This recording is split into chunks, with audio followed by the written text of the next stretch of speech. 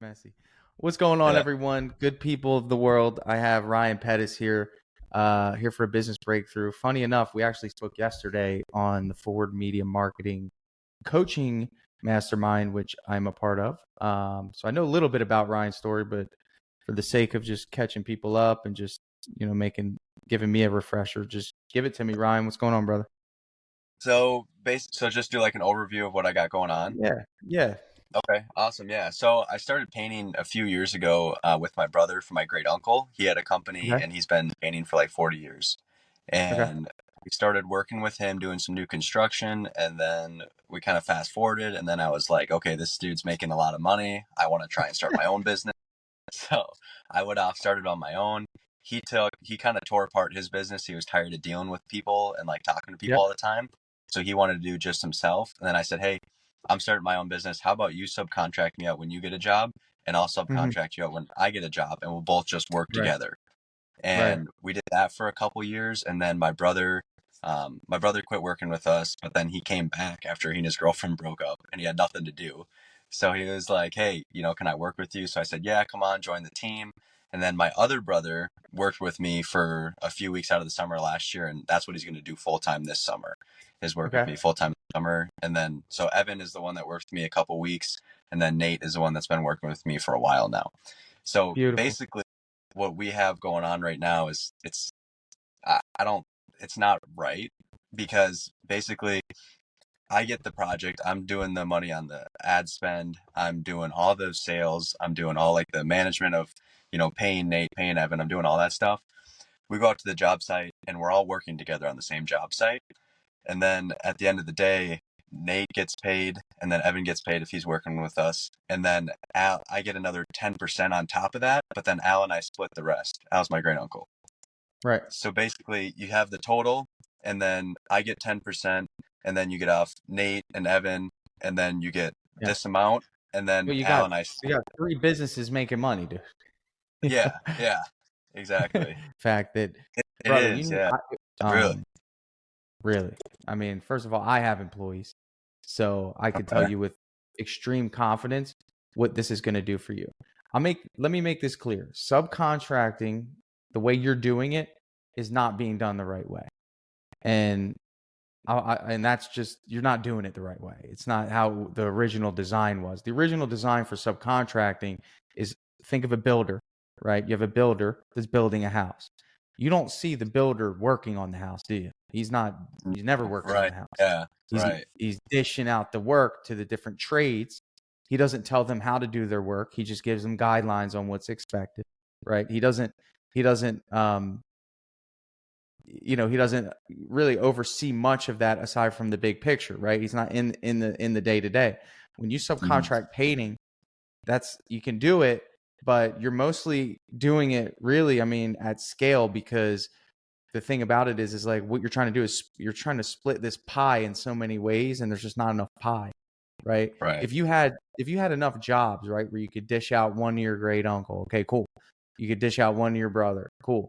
Like, and that's what I told you yesterday when you said that, right, okay, you still want to work with them, you love them, you want to help them, but the way it's doing it now, like, they need a team in order to keep up with volume, to where you don't feel like you need to go help, and you don't feel like you need to put them together, because you're going to keep running into this problem where you have to split profit fairly, and that's got to be driving you nuts it is, dude, it seriously is. And then one thing I wanted because to you're add to paying that for is, the leads.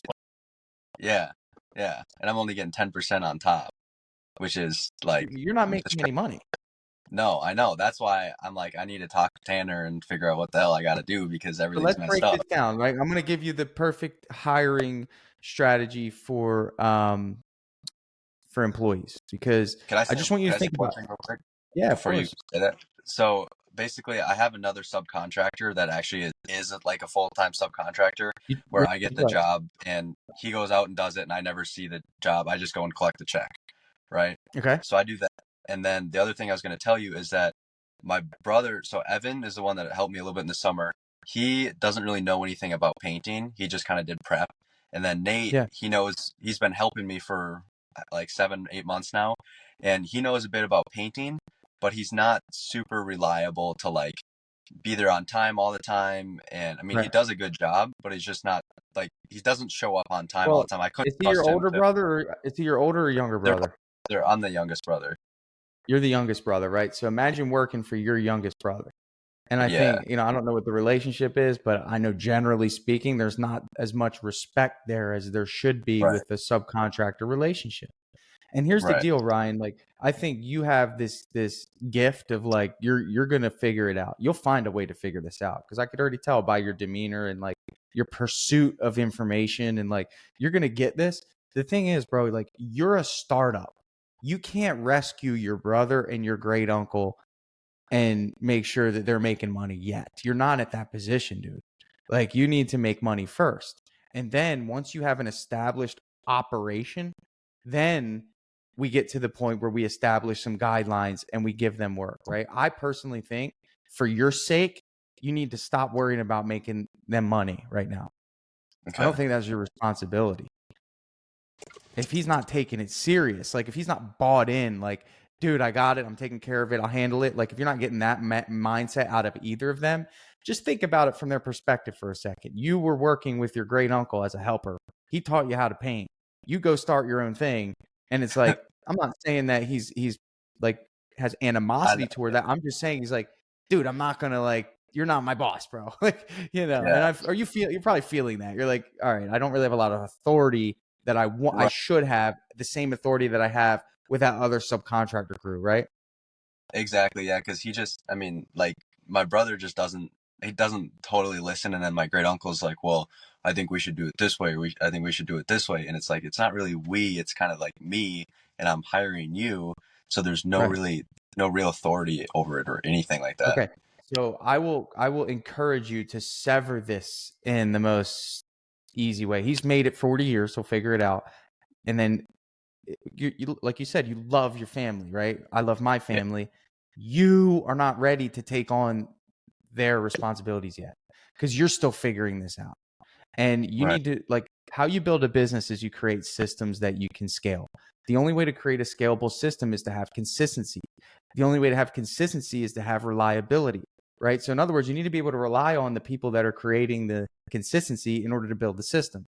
So what you told me is you have the subcontractor crew who's what? Reliable, right? That Yeah. offers you consistency, which allows you to scale that. In other words, you know that if you run into a job that they can do, you don't have to think twice about the quality. You don't have to think twice about whether or not they're going to show up. And you don't have to think twice about how much money you're going to make. That's already set in stone, probably with whatever your labor split is, right? We do it by the job. So I basically like take a video walkthrough, show him where you're going to be doing this, that, and then he sends me a price, and then I get on average like 25% off the top. Okay. So what I would suggest you do is figure out a way to systemize that, right? So if it was just a bedroom and you guys were painting the same size bedroom every time, you guys would eventually agree on what the friggin' bedroom costs for him to do Right. it and for you to do it. So there's not that much of a delay between the time you visit the customer and the time you get them a price. I give the Does that make customers a sense? price right away, and then I basically Well, that's just risky, I isn't kind it? of it is, yeah, because I kind of figure out his pricing. I'm like, okay, he's gonna be charging me this. I got to add like Right. 25%, So I and then would he comes suggest back. Yeah.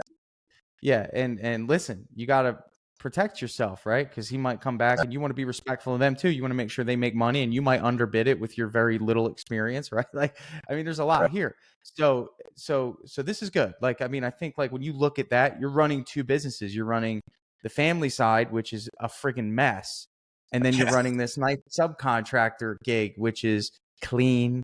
You know what's going on, right? So here's the deal, Hmm. and this is why I say employees because you can operate both, can't you?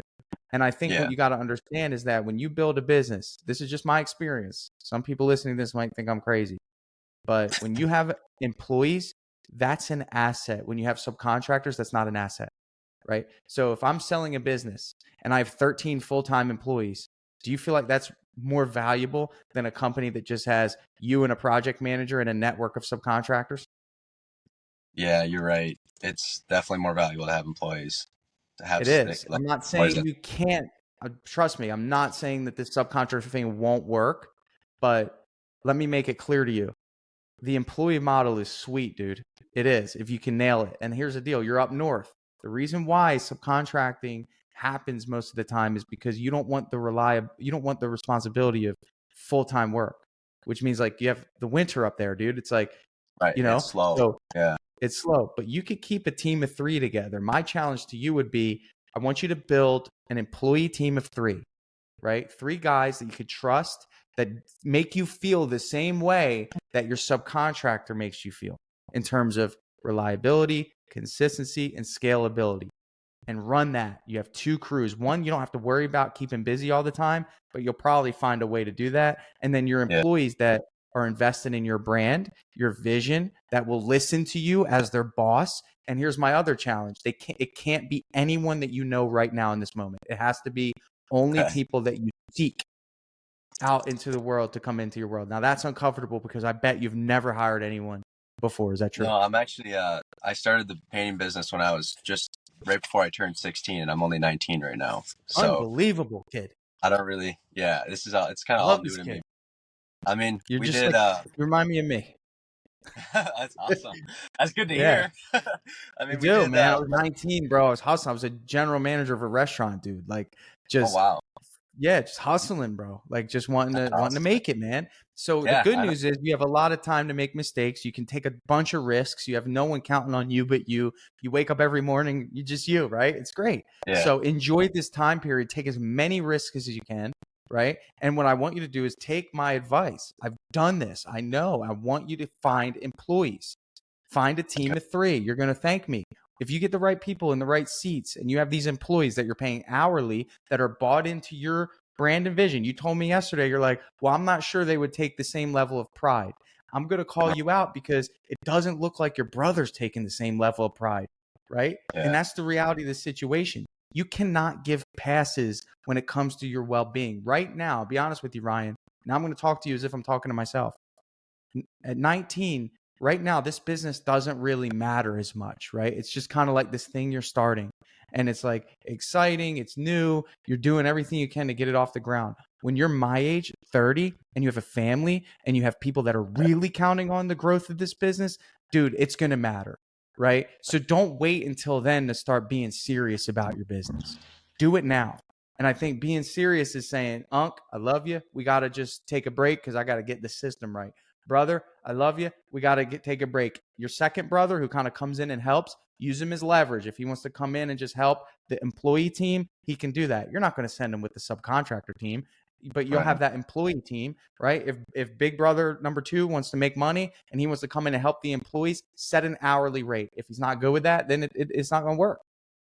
Okay. How do you, Right now, or like, I was just going to say, how do you deal with like unemployment? Because in winter, if things get slow and I don't have work, like how do I deal with that? get work. You think that there's no people painting in the winter right now? Well, no, I know there's not, but like I had Jason Paris up in the cities and I got Nick Slavic down here and I'm like right here. And it's like, He'll tell you I they go to, represent 10% of the market share, dude. yeah, I just go And to a and lot no of one projects. and I'm no like, one's Ryan Pettis, right? Like at the end yeah, of the day, no one's you. You have leverage of being the owner doing the estimates. They're not doing the right. Yeah, estimates. right. Yeah, that There's is true. plenty of work. Where you're in a dude, and let me make this clear. Let me open up your brain to this. You got to realize, if you were a gutter business, you would only be able to service the outside of homes. Right. Yeah, we can do interior. What's interesting about the painting business is that we all have the same amount of customers that the gutter company does, but we can service them twice, inside and outside, for the same or equal amount. So that doubles Okay. the market share. Should I train the employees then, or do I find someone that has experience, or what's the best way to do that? Well, when I decided to start Drip Jobs, I had a choice to make. I said, well, do I find entry level people that know how to code, or do I find someone with experience? So find someone with experience and pay them good. Of course, pay them real good. Okay. Because here's the deal. You need to look at it like this. Think of yourself. Do you like football? Yeah, I just don't follow it that much. Yeah, but you know about it, right? You know Yeah, the goal of the football team is to yeah, get the best players, right? And pay them right. the most money. Yeah, Because they realize that if they do that, then guess what? People will show up to the games. And if they show up to the games, the environment's better. And if the environment's better, it might encourage the team to win a little bit more. And there could be a championship or a playoff. And you got to understand that that's an investment, man. Finding the best help, making sure that you look out for them, and paying them well, right? Here's the deal. This is what you're going to run into, Ryan. You don't know enough about painting to train someone or to oversee someone and to check and see if they're doing a good job, right? I didn't know how to code. So how could I know if someone's doing a good job, right? You need to be hiring for character. Okay.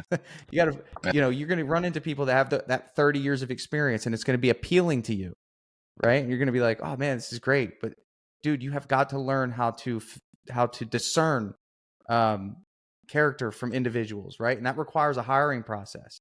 This is going to be, I'm just planting seeds. It's going to be a big journey for you to get the right people. Right. But here's the deal. You and I both know this. If you hired one person today, just one person, as a crew leader for Ryan Pettis Painting, okay, you would be able to keep them busy right now. You told me you have work in the pipeline and you're planning on doing it. Every time you do a job or your brother or your uncle does a job, it's taking away from potential training ground for your assets to learn how to work together, to collaborate, to communicate. You have a month worth of work, right? I'm booked till the middle of June, and I have a sub booked out 3 weeks. Okay, so we got the sub taken care of, but I'm going to say it, your core team is booked out to the middle of June, right? Yeah. So there's no freaking reason why you shouldn't be hiring right now for an employee. Okay. There's no reason, dude. There's no reason. You have enough work, and guess what you're going to be doing up until June? You're not going to be sitting around. You're going to be selling more work. Right. I just don't know how to. I need an accountant for all that. All right. So just ask. It's really easy. And this is a prohibitor for most people, right? It's like, dude, I've never hired anyone. I don't know how to pay them. I don't know what taxes to pay. These are the same exact questions that I had when I started a business, bro. So you're not crazy for asking. Here's the deal. Nowadays, it's easy, man. Business in a box. Gusto is going to be the best app aside from Drip Jobs that you have. Gusto is going to allow you to onboard the employee, get all their paperwork, and you're going to be able to pay them, and it's going to pay Minnesota what is owed to Minnesota. And that's it. And they get direct deposit. You just need to sign up for it and just put your business information in. Okay. So what's the best way to go about finding someone? Like all right, Indeed? Well, yeah. So you were an employee, I'm sure, when you were 16, 17, looking for work. Where did you look? I actually, painting is like the first real job that I had, but I worked for a restaurant, but I just got that through word of mouth. Yeah. So Indeed would probably be the place. I love Indeed, but you need to understand that, like, I want you to understand who the best applicants are going to be, right? And you should really spend time thinking about this, because this is so important, man. Because you got to realize that the people are your business. Would you agree with that? Like, would you agree that the quality of the people in that subcontractor crew are the reason why your jobs are getting done and people are happy? Yeah, I just had someone call me yesterday and like, hey, the subs did a great job, or the guys did a great job. We're happy with it. So they are the business. Exactly. They are the business, right? So when you think of an employee, you have to think, okay, well, first of all, who do I want in my business, right? And that's the first question. Right. The second question is if I were them, why would I want to work for me? Right? So tell me, why would someone want to work for you, Ryan? Now tell me. I want to hear. I guess because we do a phenomenal job. We would pay good. We have good relations with the homeowners. We work with people we work with the homeowners and listen to their needs. We try to sell a lot of projects. I guess, I don't know, on the spot. Okay. But I don't know. So that means that you need to, because here's the deal. You need to define that for your subcontractors too, don't you? Yeah. Recruiting is sales, Ryan. So when a customer says, Ryan, why should I hire you? Or do you fumble around like that? No. You don't fumble around. You're like, oh, well, we're going to do a great job. We're going to prep this and we're going to do a great job. My subcontractor crew is amazing. They're going to make sure that you're taken care of. We communicate with you. We have Drip Jobs. So we have like the best software in the world. We have all these things, right? But why don't you have that same level of enthusiasm because you don't believe it yet? And it's not I could have said the same thing. If you're recruiting subcontractors, Ryan, why should they come to work for you? And the only reason, but here's the deal. I'm going to make this clear to you. The reason you were able to say it confidently to the homeowner is because you know what the homeowner wants. Don't Right. you? Yeah. Yeah. You You need listen to to their needs. understand what an employee wants. Right. And you need to understand what a subcontractor wants. Tell me what a subcontractor wants out of a business relationship. I mean, jobs and money, basically, I think. Okay. Right. So if I get really difficult, hard jobs and I pay money, but I wait 60 to 90 days to pay it, will they be Oh, happy? they want to pay. They want to get paid right when the job is done and get the money and Don't they? then move on. I've never met a subcontractor that does not want to get paid when the job is done, right? Yeah. Right. Yeah. Right. So okay. And then the jobs. Do we put them in industrial crazy work sites and tough scenarios? Put them in good scenarios, like with Great homeowners. scenarios, great homeowners, high-end residential repaints. Sounds like the dream, right? Yeah. So this is your positioning as a business. You are a salesperson, dude. You have got to sell the recruitment side. You've got to sell the vendors on why they should give you better pricing. You've got to sell your homeowners on why they should hire you instead of Jason and Nick, right? This is Yeah. challenging, right? But Yeah. that's the game. And they're doing the same thing too. And everyone's trying to sell themselves as to why they are the right pick. And you sometimes land on people that love you, and you sometimes land on people that love Nick and Jason. And it's like, okay, how can I iterate and make this better? And don't Yeah. even worry about that because there's no real competition. The market is so big. They'll tell you that. Right. Okay. So Yeah. it's intimidating. I know it's intimidating. If I had those guys in my backyard, right, I'd be a Well, little when I go to intimidated. estimates and they're like, oh, we're having Nick Slavic out to do an estimate, and then I give him an estimate, and they're like, oh, you're 700 more than Nick. We decided to go with Nick. Like I've heard Fair that once enough. or twice. Yeah, it's Okay, like but okay, fair enough. whatever. But then again, you don't just say okay, right? You say, okay, well, what did I miss here? Did I not build enough of Yeah. a connection with this person? That's Right? what I asked Are him, you, and yeah, he told me that he would call me back to get another estimate when he wants painting in the future. So like I well, that's tried what to get it. people who are nice say to people that, it'll be 8 years before you hear back from that guy. Yeah, And Nick that's will true. probably do a great job, and he'll probably call Nick. So Yeah. just be honest with yourself. Thanks, It's Tanner. important. You got to be honest. Yeah. So, but I'm saying is that in every area, right? You're solving problems and you're fulfilling needs. So if you have an employee, right? He has needs and problems. Tell me what some needs and problems of someone looking for a job would be. They need to pay their bills. They need to, help their family. Right? Stuff like that. They need to, help they need money basically. They need money, and all right. So those are the needs. They need money. They need stable employment, right? They need reliable employment. They may have worked with someone in the past who didn't pay on time, was sporadic with their work schedule, right? Hey, we're not working today, right? So the goal would be for you to position your offer to these individuals that fulfill those needs. So when someone reads that, they're like, okay, well, I used to have a company that did not promise me work through winter. That should be your offer. And guess what you're going to do? Figure it out. Yeah. Because that was your promise, right? We promise work all year round, 40 hours a week minimum. And guess what? Let me ask you this, and I'm going to just check you here. If there's only 32 hours after promising that, what do?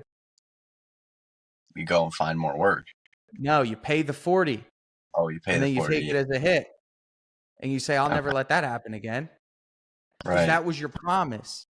All you are in business is your word, dude. Everything. But here's the deal. High expectations, right? Because we want the best people to want to work for us. And the only way we do that is create an environment and create an offer that is the best. So here's the deal. Let's say you get this guy.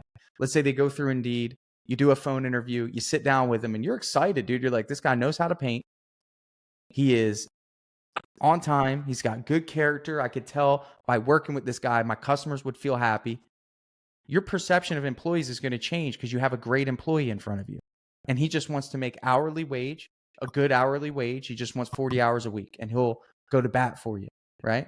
So at this point, man, it's up to you to position him to succeed. You can't send him on a full interior and say, hey, man, paint this. You got to have awareness and empathy and say, I got to get this guy some help. Right. And then do it again. And then in this case, maybe you don't need someone with level 10 experience. Maybe you need someone with a helper, but you're the helper right now until you get that person. And the goal is over the course of the next year is to slowly wean yourself out of that production. Okay. But here's the deal. You can't focus on your core team if you're busy helping Unc and brother make some extra money, dude. And I also So still go to school. So Huh? I also still go to school, so or college. Do you? How often Yeah. do you go to school? Well, I try to go as much as I'm supposed to, but I do a lot of it online, like late at night or early in the morning. What are you studying? Business. It's fitting. Yeah. Go figure, right? Go figure. Well, the greatest you're probably learning more now than you are in school with your experiences. Yeah, I am. Feels like It's it at usually least. how it works. Yeah. So I know we hit a lot of points. What questions do you have, man? We got a few more minutes. Do you have any questions? I guess I did have one question that I wanted to ask you. Do you require like a down payment on jobs, like the day of, or like when they sell it, or how do you do that? I do. It's $500. And Yeah. that's like right away. Yeah. Yeah. And that just Okay. gets us a commitment that makes it clear that the customer, is serious about the job and won't, flake on us before, because we schedule our jobs a couple weeks out. So if someone just cancels, we're not in good shape. Then do you take that 500 off the total, like when they go to pay? Yeah. Well, in drip jobs, you just mark it as paid, and then you indicate that you want a deposit, and then if they pay it with a credit card, it'll take it off, and if they don't, and they give you a check, you just mark the payment as paid, and it'll take it off the balance. So I'd need to set up card payments to be able to accept like the down payment, right? Yeah, or you could take a check. But I like card payments. Yeah, because right now I've been running around like we require 50% on the start date and then 50% when we complete. So when I go and if the sub's starting a job, then I have to go there. Yeah, what do you need 50% for? Yeah, I don't know. That's just what my great uncle did. So that's what I was doing, but Yeah. I don't think. Well, you got to look at it like this. You're young, you are inexperienced, you have very little online reputation, and you're competing against the big dogs, brother. Yeah, I know. You might even get away with saying, you know what, listen, here's the deal. If you go into someone's house, would you agree that it's risky for them to hire you? Well, from their perspective. Well, it's risky to hire anyone, yeah. Yeah, because you're new in the game, right? You're still figuring out your systems. It's risky for them, right? So, lowering that deposit is immediately going to lower the risk. If I have 3 people coming over to give me estimates and somebody says, yeah, I don't even need a deposit. Would you agree that I'd probably be happier than someone wanting money without doing anything? Right, yeah. Right? So you don't have the leverage to ask for 50%. That could be deterring you from getting business. Okay. So just ask for a down payment of 500, but then if I do checks, because if I don't set up the card payments, then I have to go out and collect the check, and then when it's done, collect the final check as well. Right? Yeah, that's part of the game, but are you giving the price on the spot for customers, or how are you giving the price? I am, but I don't, obviously I can't always close every job on the spot. So like I'll get a call a couple days later, hey, we want to move forward. I signed the drip job thing, and then I would have to just go out and get the 500. Yeah. Yeah. Okay. And then when it's complete, just walk through and then get the ride. Yeah. Going to pick up money. It's not the worst thing in the world. No, it's not. It just takes time away from, doing something else. So that's why here's the deal. You got to realize you're painting, dude. You got to stop painting as quickly as possible. I know. Yeah. That's exactly what I'm trying to do. Right. So my action step for you, I have a free hiring course. I'll give it to you. It'll give you some tips, actions, and advice. I need to update it now. It's been so long. But here's the deal. There were some things that you said about why someone should work for you. And there were some good things in there. You're right. It was like, hey, we care. We work for great customers, all that stuff. That needs to be your ad. Because here's the deal. You want people that value that, dude. Right. And look and see what other painting companies are putting out on Indeed. And then when you get the applicants, right, dude, you got to look through those applicants. You got to take the time. You got to call them. You got to see where they're at. This is hard, dude. This is easy. I thought you had like 130 or something. for yours. Oh, you saw that? Yeah. So I had 130 applicants. Yeah, pared it down to I had, 2. and after this call, I'll spend a minute. I'll show you what it looks like on the back end. I'll show you how that All right. looks. So you And can then I be had a prepared. couple more questions too, if you have a Yeah, second. I do.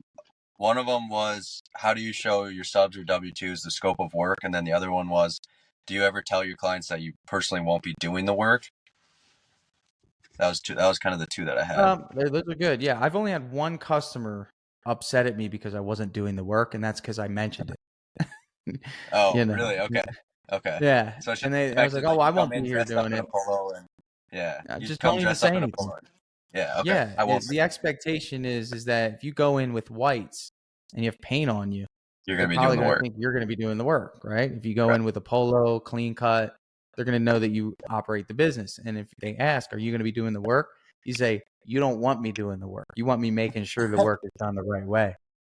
Okay, I like that. That's good. Right. Okay. So the second question was about, what was the second question? How do you show your subs or W-2s the scope of work on projects? Two ways. The first way is you need to get company cam if you don't have that. I don't. Well, Spencer you was should. telling me I need to do. Yeah, listen to people that are doing a lot of painting sales, bro. Don't, if you get advice from someone, like, here's a habit that I have. If someone recommends me a book, I get the book. Yeah, I feel you. Yeah, You know what I'm saying? I've If been someone starting to says take to a go lot more. get something, get the friggin' thing. You're over there Okay, debating something that someone who's doing $1 million in revenue is telling you to get it. do it. Okay, yeah. You know, Okay. like, that's a habit you got to kick. Because here's So the you deal, take like, the photos and just show them. It's in the yeah, but I estimate. want to catch that, bro. You want to be successful. Here's the thing, like, you debated that because you made a thing. Oh, it's probably like extra money a month, or I got to learn this thing. Like, well, if you have that habit with getting an app, the advice that I'm telling you is going to fall on deaf ears because you don't have the habit of taking action. You were on that coaching call yesterday. That kid, you remember that kid who had a guy that he was going to Yeah, let he go? wasn't going to get rid of it till Saturday. Yeah. He wasn't going to do it. And if I didn't come back to him and talk, he got rid of the guy yesterday. Really, he did? Yeah, he sent us a text. So That's awesome. I know. That's sweet. But you got to get in the habit of making quick decisions because you got to be a seeker of information, a seeker of wisdom, a seeker of knowledge.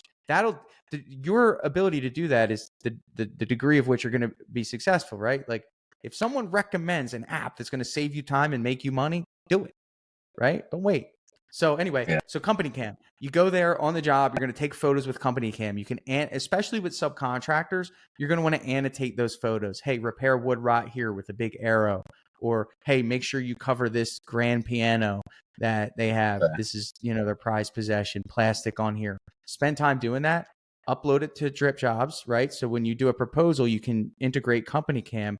All of the photos and all of the notes that you just took in company cam will go into the proposal in Drip Jobs, so the customer can see the detail that you're putting into making sure the job is done right.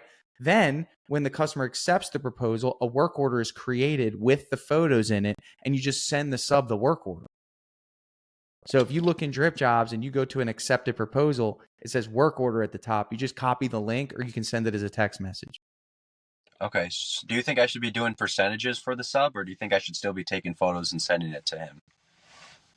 What do you mean percentages?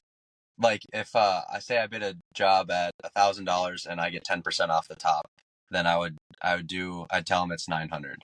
So should I say, like, should we be doing things as a percentage, or should I be sending photos to him, asking him for a price, and then going from there? I think you need to transition away from asking him for a price, and eventually you just know. And I think you need to come up with a split. It's not going to be, I hope to God it's not 10%. I mean, generally speaking, in most, 27. Well, let me ask you this. Who's buying the paint? The customers are right now. Okay, that's good. So that eliminates that. I'm getting 28% off of what he does, and the customer buys the paint. I don't have any overhead except doing the estimates. And you have plenty of overhead. You're buying marketing, Right. But I mean, on that specific job, like, I'm not paying for any paint. So if it's $1,000 of labor, you guys should be splitting the labor.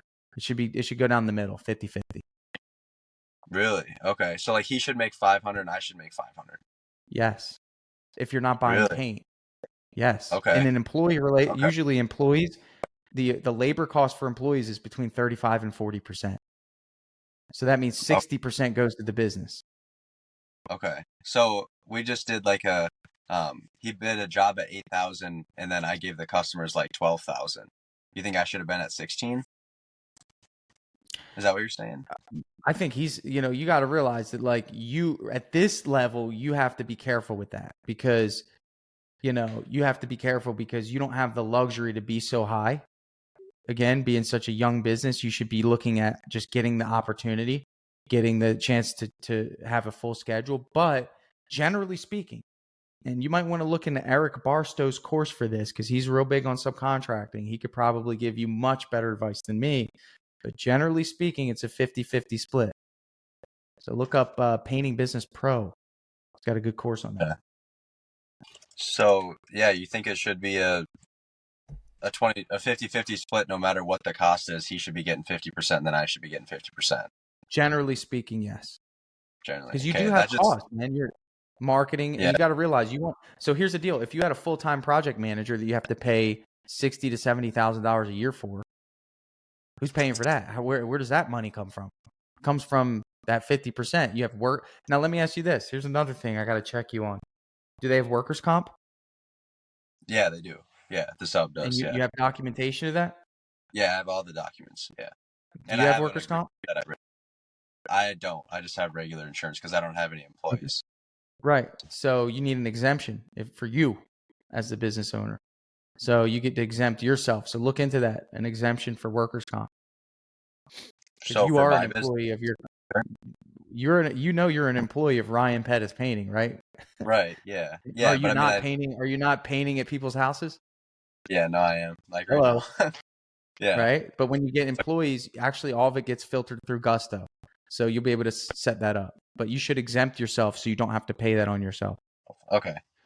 All right. I'll do that. And then I guess, yeah, that's about it. I was going to ask you about like health insurance, what you do for that. Like if that's something that you can get through, like something if that's easy to do, like being older and whatnot, having a family. Right. I don't know what the best way to do that would be. Wait, what was your question? Sorry. No, you're good. Just like with having health insurance, because usually people get it through the business. Like, how would I do that for myself?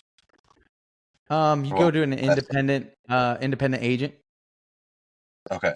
Until you're ready to take on that for your employees. Okay, that makes sense. Okay. Yeah, I mean that was about it. All the questions that I had. Seems like I really need to change everything, just about. So maybe I'll give you a call in like a month and see what I figured out. Beautiful. Looking forward to it, man. Awesome. Thank you for your time, Tanner. I know it's really valuable, so I appreciate it. No problem, man. Good luck to you. Keep me updated, man. Let me know how it goes. I will. Awesome. Thanks, Tanner. We'll talk to you later.